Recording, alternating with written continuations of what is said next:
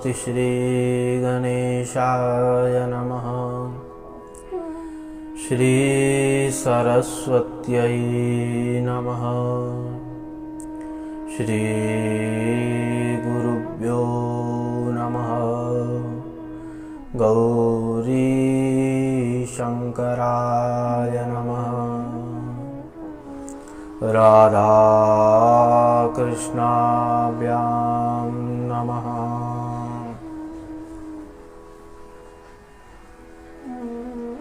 गजाननं भूतगणादिसेवितं कपितजम्बो फलचारुभक्षणं उमासुतं शोकविनाशकारकं नमामि विघ्नेश्वरपादपङ्कजम्।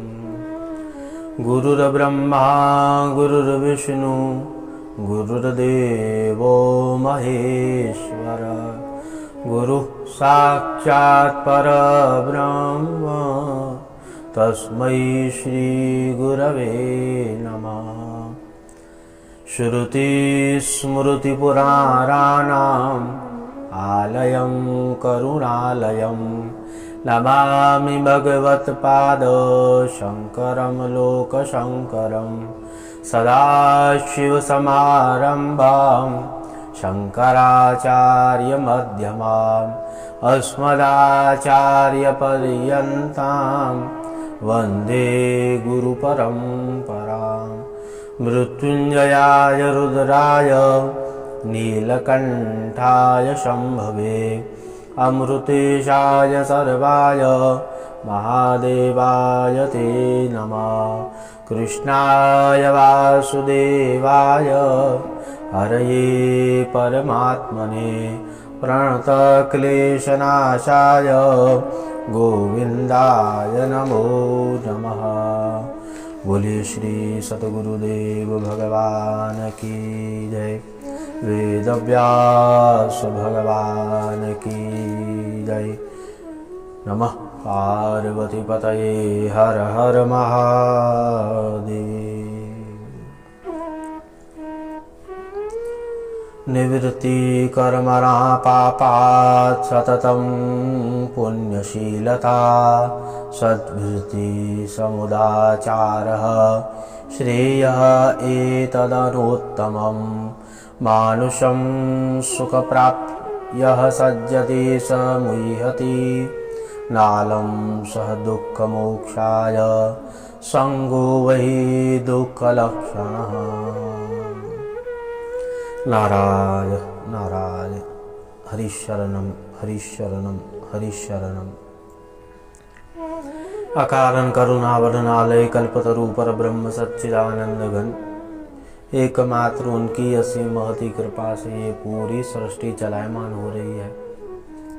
एवं अनंत विभूषित प्रातः स्मरणीय श्री सतगुरुदेव जी की असीम महती कृपा।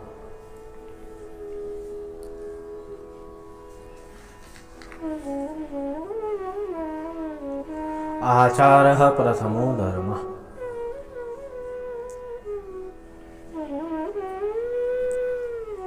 प्राय इस भूमंडलांतर्गत सभी भक्तगण, सभी मनुष्य यत्र तत्र जहाँ पर भी जो भी है, सबके मन की भावना रहती है कि हम सुखी हो जाएं, हमें कष्ट ना हो, हमें क्लेश ना हो, घर में शांति रहे, धन हो, वैभव हो, मान सम्मान हो, प्रतिष्ठा हो। सबकी ऐसी प्रायः भावना रहती है। सब चाहते हैं कि हमारा व्यापार अच्छा चले और हमारे व्यापार में किसी भी बात की कौन सी भी कमी ना हो। परंतु उसके लिए क्या करना है वो भी समझना बहुत आवश्यक है। देखिए, हमारी दिनचर्या कैसे होनी चाहिए ये बहुत ही मायने हैं। हमारा दिन कैसे जा रहा है, जैसे भगवान सूर्य नारायण उदित होते हैं,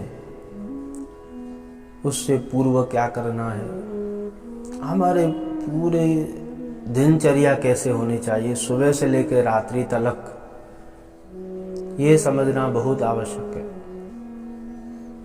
कामना तो सब करते हैं, हमें ये भी चाहिए, हमें ये भी चाहिए, हमें ये भी चाहिए, ये भी चाहिए, परंतु वो सब कुछ प्राप्त करने के लिए आपको क्या करना है वो भी समझना आवश्यक है।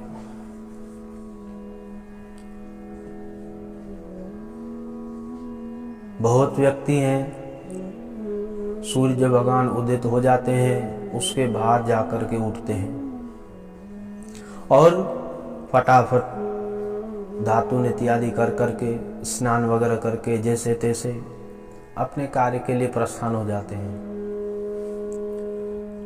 और उसके बाद वहाँ पर प्रस्थान होकर के मन में आशा क्या रखते हैं कि आज हमारा व्यापार अच्छा होगा, आज हमारा व्यापार अच्छा होगा, लक्ष्मी आएगी। परंतु महाराज हमारे मन की शुद्धि कहाँ हुई है? हमारी दिनचर्या कैसे गई? जैसे ही देखिए शास्त्र में हर एक बात का वर्णन है। प्रायः अब ऐसे हो गया है कि शास्त्र की बातों को कोई समझना नहीं चाहता है। सब लोग कहते हैं महाराज हम तो एकादशी का उपवास करते हैं। आप तो एकादशी का उपवास करते हो और एकादशी के बाद क्या करते हो? 10 दिन वही अभक्ष्य पदार्थ का ही ग्रहण करते हैं। बहुत लोग ऐसे हैं, प्रायः सबके लिए नहीं कहा जा रहा है यही। और एकादशी के दिन उपवास और बाकी 10 दिन। तो इसलिए शास्त्रकारों ने बताया है हमारी दिनचर्या कैसे होनी चाहिए। देखिए जैसे सूर्य उदय होते हैं उससे पूर्व जगना चाहिए। हमारे जो पूर्वज थे, प्रायः आप देखिए किसी से भी पूछिए, आज वर्तमान समय में भी वो 4 बजे 5 बजे जग जाते हैं। संत महात्मा तो 3:30 बजे जग जाते हैं। प्राय कर करके देखिए, इसमें समझौते वाली बात नहीं है। आप कहेंगे कि हम देरी से उठते हैं और रात्रि में देरी से सोते हैं, अपनी दिनचर्या को परिवर्तन करिए। प्रातःकाल 5 साढ़े 5 बजे तक जग जाना चाहिए और उसके बाद जैसे ही आप उठते हो सर्वप्रथम अपने हाथ को देखिए और भगवान से प्रार्थना करिए, हे प्रभु इस हाथ से आज हम पूरा दिन दान भी करेंगे, कर्म भी करेंगे, हो सकता है इस हाथों से पाप भी हो जाए तो हमें क्षमा करिए। देखिए वैसे तो मंत्र है हर एक बातों का, वहाँ हम न जाते हुए ऊपर ऊपर की बातें, मुख्य मुख्य बातें हम आपसे कहेंगे। उसके पश्चात अपना दाहिना पैर जमीन पे रखिए, प्रार्थना कीजिए, हे माँ पृथ्वी। देखिए सब व्यक्ति इस पृथ्वी पर भ्रमण करते हैं, चलते हैं, घूमते हैं, फिरते हैं, उसके बाद भी पृथ्वी माता कितनी सहनता से, शीतलता से कुछ भी नहीं कहती है। उसी प्रकार से प्रार्थना करनी चाहिए, हे माँ वसुंधरे, हे माँ पृथ्वी, जैसे आप शीतल हो हमें भी शीतलता की प्रधानता कराइए। और उसके बाद शौच मैदान इत्यादि करके दातुन कर करके स्नान करना चाहिए। देखिए बहुत लोग हैं स्नान नहीं करते हैं, पहले ही खाते हैं। शास्त्रकारों ने कहा है जो व्यक्ति स्नान नहीं करता है पहले खाता है वो राक्षस है। तो निर्णय आपको लेना है, आप क्या बनना चाहते हो। और उसके बाद स्नान करके पूजा गृह में प्रवेश करना चाहिए, पूजन करना चाहिए। सर्वप्रथम आसन बिछाना चाहिए। बहुत व्यक्ति तो आसन नहीं बिछाते हैं, ऐसे ही बैठ जाते हैं जमीन पर। आप जब जमीन पे ऐसे ही बैठ जाओगे, आसन नहीं बिछाओगे, तो आपका पूजा का जो फल है वो निष्फल हो जाएगा, क्योंकि पृथ्वी में वो पावर है सब कुछ पुण्य ले लेने का, ग्रेविटी पावर जिसे कहा जाता है। तो आसन बिछाइए, और आसन के विषय में भी अलग अलग बातें बताई गई है। उन्नी का आसन बिछाना चाहिए, उन्न का आसन, नहीं तो बहुत सारे आसन मिलते हैं, परंतु मृगचर्म आसन गृहस्थी को नहीं बिछाना चाहिए, वो सन्यासियों के लिए होता है। और उसके बाद आसन बिछा करके सर्वप्रथम आचमन करना चाहिए 3 बार। माधवाय, नारायणाय, केशवाय, 3 बार आचमन करके हाथ धो लेना चाहिए। और उसके बाद अपने आप को छींटे लगाने चाहिए। लेफ्ट हैंड में पानी लेकर के राइट हैंड से इस 2 रिंग फिंगर से अपने आप को छींटे लगाने चाहिए। ओम विष्णवे नमः, विष्णवे नमः, विष्णवे नमः कहते हुए। मंत्र है, मंत्र का स्मरण न हो तो विष्णवे नमः। और उसके बाद प्राणायाम करना चाहिए। प्राणायाम करने से हमारे अंदर हड्डियों में भी छुपे हुए पाप जो होते हैं वो बाहर निकल जाते हैं। प्राणायाम सबको पता ही है। और उसके बाद देखिए, पूजा जो होती है वो 2 प्रकार की होती है। एक मानसिक पूजा होती है, एक बाहरी पूजा होती है। सर्वप्रथम हम वर्णन करेंगे मानसिक पूजा का, बाद में करेंगे। पहले एक पात्र में देखिए, सब गृहस्थी अस्मार्त होते हैं। अस्मार्त का अर्थ क्या हुआ? पंचदेव उपासक। पंचदेव उपासक में कौन से भगवान आते हैं?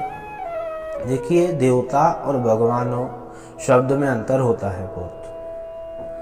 पहले भगवान गणेश, भगवान सूर्य नारायण, भगवान विष्णु, भगवान शिव और माँ भगवती राजराजेश्वरी पराम्बा दुर्गा जी, ये 5 देवों की उपासना प्रत्येक गृहस्थी को, अस्मार्त को करना चाहिए। इसमें से जो भी आप अपने इष्ट बना लीजिए, गणेश जी को बना लीजिए, भगवान विष्णु को बना लीजिए, भगवान शिव जी को बना लीजिए, भगवान सूर्य नारायण को बना लीजिए, माँ भगवती पराम्बा दुर्गा जी को बना लीजिए। देखिए, ये महाराष्ट्र है, ये महाराष्ट्र के एक भाव है संतों का ऐसा भी। और ये महाराष्ट्र है, तो महाराष्ट्र में गणेश जी का पूजन बहुत होता है। और उसके बाद भगवान जी को जल अर्पण करिए, 4 बार दूध से स्नान करवाइए। वस्त्र यज्ञोपवीत, जनेऊ, फिर से वस्त्र, चंदन, कुमकुम, अक्षत, पुष्प और फूल की माला, धूप और दीप का वास कीजिए। नैवेद्य भगवान के आगे रखिए और छोटी सी आरती कर लीजिए। और 1 माला प्रतिदिन जाप करना चाहिए सबको। अब कहेंगे कि हमें विधि नहीं पता है, हम कैसे करें? तो वो भी संक्षिप्त रूप से बता दे रहे हैं हम आपको। 1 माला लीजिए, रुद्राक्ष की माला सर्वोत्तमोत्तम है, वो माला लीजिए। ये जैसे कमल गट्टे की माला है, हम आपको बता दे रहे हैं। तो माला का जाप ऐसे करना है, ये 2 बीच वाली उंगलियां और उसको ऐसे करके, और उस पर से गौमुखी उसको ढक लेना है पूजा के समय में। और यूं करके अपने इष्ट का जाप करते रहिए। 1 माला, पूरी माला पूर्ण हो जाए एकदम। आप भगवान गणेश जी का स्मरण करते हो तो उनका मंत्र है, और भगवान विष्णु जी का तो उनका मंत्र है। आप भगवान शिव जी का करते हो तो उनका मंत्र है, भगवान सूर्य नारायण का करते हो तो उनका मंत्र है, और दुर्गा जी का करते हो तो उनका भी मंत्र है। यहाँ पर हम नहीं बोलेंगे, किसी को भी जिज्ञासा हो तो पूछ सकते हैं संपर्क करके। यूं जब आ जाएगी, यहाँ पर सुमेरु आ जाएगा, उसके बाद फिर यहाँ पलटी करना है हमें। तो 1 माला कम से कम, प्राय आपको समय है तो 10 माला कीजिए, नहीं तो कम से कम 1 माला करिए। और उसके बाद भगवान जी का स्तवन करिए। स्तवन यानी कि स्तुति करिए। हे प्रभु, आप सर्वव्यापक हैं, सर्वातीत हैं, सब जगह आप ही हैं। आपकी कृपा से ही सब कुछ होता है। यूं करके भाव में, श्रद्धा में स्तुति करिए और स्तुति करने के बाद छोटा सा हवन करिए। देखिए, हमारे पूर्वज थे, ऋषि मुनि थे, सब लोग नित्य प्रति होम करते थे। हवन करने से हमारे घर का वातावरण शुद्ध होता है और जहाँ पर होम होता है, यज्ञ होता है, हवन होता है, वहाँ पर देवी देवताओं का निवास होता है। स्वाहा शब्द जहाँ होता है, स्वाहा, स्वदा, वकटकारः, स्वाहा स्वाहा शब्द जहाँ पर होता है देवताओं का, वहाँ पर देवता निवास करते हैं। और जिस घर में स्वाहा स्वाहा शब्द नहीं होता है, जिस घर में स्वदा अर्थात पितरों का उच्चारण नहीं होता है, जिस घर में साधु संतों का आगमन पदार्पण नहीं होता, जिस घर में ब्राह्मणों का पदार्पण नहीं होता है, जिस घर में पूजन पाठ नहीं होता है, वो घर जो है वो शमशान के तुल्य माना गया है। तो इसलिए घर में छोटा सा समुचित रूप से हवन करना चाहिए। ताम्र कुंड लेकर के हवन करना चाहिए। ओम भू स्वाहा, ओम भो स्वाहा, ओम स्व स्वाहा, ओम मह स्वाहा, ओम जन स्वाहा, ओम तप स्वाहा, ओम सत्यम स्वाहा। यूं करके 7 आहुतियां हो गई ये वाली। और आपकी और इच्छा है तो जिस इष्ट देव को आप मानते हो, भगवान शिव जी को मानते हो, तो नमः शिवाय स्वाहा, नमः शिवाय स्वाहा इत्यादि होम करने के बाद जैसे आप पूजन करोगे, होम करोगे, होम हो जाएगा, हवन हो जाएगा, भगवान सूर्य नारायण को जल अर्पण करिए। माँ भगवती, वृंदा देवी, तुलसी देवी को जल अर्पण करिए। उसके बाद अपने जो पूर्वज हैं, आपके माता पिता और आपके दादा दादी इत्यादि, माता पिता का चरण स्पर्श करिए। दादा दादी की प्रतिमा हो वहाँ पर नमस्कार करिए। बस यूं करते हुए 1 घंटे की पूरी प्रतिक्रिया है ये। उसके बाद देखिए, प्रातःकाल जब होता है तो उस समय हमारा मन शुद्ध होता है, मन पवित्र होता है, उस समय सत्युग का वास होता है। और उसके बाद देखिए, मानसिक पूजा होती है। प्राय आप कभी यात्रा पर हो, कहाँ पर हो, तो ये सब कुछ साधन नहीं है आपके पास, तो आप एकाग्रत हो करके नेत्र बंद कीजिए, अपने इष्ट का ध्यान मन में रखिए, जिस भगवान को आप मानते हो। मानसिक रूप से मानसिक पूजा कही गई है, उससे मानसिक पूजा करिए। मन ही मन में देखिए, सामर्थ्य के अनुसार आपको धन नहीं है तो भगवान को आप सुवर्ण में सिंहासन पर नहीं बिठा सकते हो, तो मानसिक रूप से जब आप मानसिक पूजन करोगे तो उस समय भाव रखिए कि हम अपने भगवान को उस सुवर्ण में सिंहासन पर विराजमान किए हुए हैं। हमारे भगवान विराजमान हैं और वहाँ पर उनका हम पूजन कर रहे हैं। जैसे आप पूजन करते हो वही भाव उस समय मानसिक पूजा में करिए। अवायु रूप से हम धूप दिखा रहे हैं, गंध रूपी पृथ्वी से तिलक कर रहे हैं, आकाश रूपी पुष्प अर्पण कर रहे हैं भगवान को, और अग्नि रूपी दीपक दिखा रहे हैं। यूं प्रकार से भाव रखिए और मन ही मन में प्रार्थना कीजिए, हे प्रभु, हे सर्वज्ञ, हे सर्वांतर्यामी, जैसे आपने सभी भक्तों की रक्षा की है, पूर्व में भी हमारी भी रक्षा कीजिए और हमें सद्बुद्धि की प्राप्ति कराइए।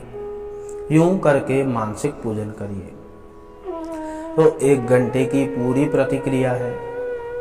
नित्य प्रति कम से कम इतना करना चाहिए। कम से कम कह रहे हैं हम, बहुत तो बहुत कुछ है, कम से कम तो इतना करना चाहिए। और जो भी मनुष्य यूं ऐसे कम से कम कर लेगा 1 घंटे की प्रतिक्रिया, फिर देखिए उसके जीवन में क्या होता है। भगवान की कृपा होगी, चित्त की शुद्धि होगी और आपको भगवान के प्रति, गौ माता के प्रति, संतों के प्रति, माँ तुलसी मैया के प्रति, ब्राह्मणों के प्रति श्रद्धा जागृत हो जाएगी। और फिर आप जो व्यापार करेंगे उस व्यापार में स्वयं माँ भगवती लक्ष्मी जी की कृपा होना आरंभ हो जाएगा। स्वयं माँ भगवती लक्ष्मी कृपा करेगी आपके ऊपर।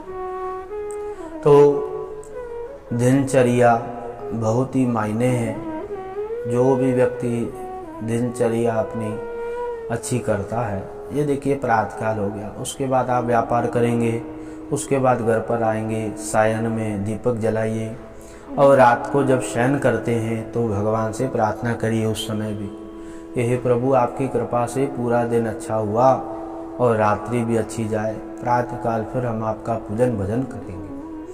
यूँ करते हुए अपनी दिनचर्या पूर्ण कीजिए। बोलिए कृष्ण कन्हैया लाल की जय। नमः पार्वती पतये हर हर महादेव। नारायण।